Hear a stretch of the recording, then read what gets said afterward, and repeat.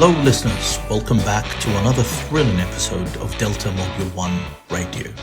I'm your host, Shady Abuyusuf, here to guide you through the wild, wonderful, and occasionally weird world of language teaching history. Today, we're diving into one of the most rebellious movements in our field, the direct method. Think of it as the punk rock of language teaching. Loud, bold, and determined to shake things up. Picture this.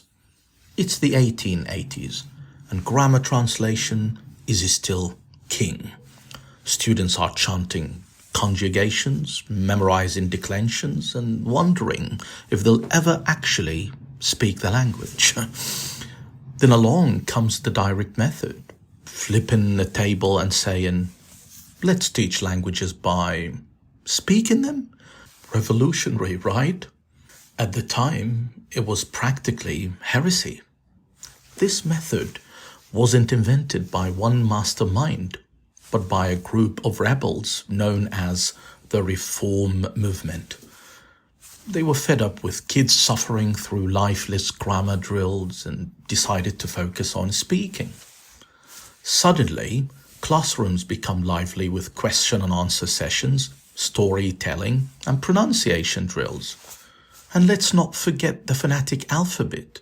It was like the original Duolingo minus the sassy owl. Of course, it wasn't all sunshine and perfectly enunciated rainbows. Some aspects of the direct method were, let's say, odd. Case in point, the infamous question, is this a pen? Sure, it's grammatically correct, but when was the last time you walked up to someone on the street holding a pen and asked that?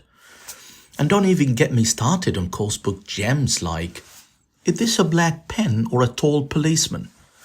Talk about unrealistic scenarios.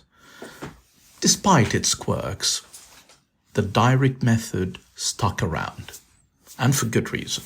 It laid the groundwork for modern approaches to teaching, blending seamlessly with today's communicative methods. Its influence stretched far and wide, even becoming the backbone of the US Armed Forces GI method during World War II. And yes, the Callan School still proudly waves the direct method flag, proving that good ideas have staying power. So what's the verdict on the direct method? It's not perfect, but it's a legend. It challenged the status quo, prioritized the speaking, and gave us tools we still use today. If grammar translation was the stiff Victorian uncle of language teaching, the direct method was the cool cousin who taught you to live a little, and maybe speak a little too. In our next episode, we're diving into research into second language acquisition and how it influenced the audiolingual method. It's the tale of how science met language teaching, complete with drills, theory, and a few unexpected twists. Stay tuned. You won't want to miss it. Thanks for listening, folks. Hit that subscribe button, share this episode, and join me, Shady Abuyusuf, for more adventures in the history of language teaching. Until next time, keep speaking, keep learning, and remember, always double check if it's a pen or a tall policeman. Bye-bye.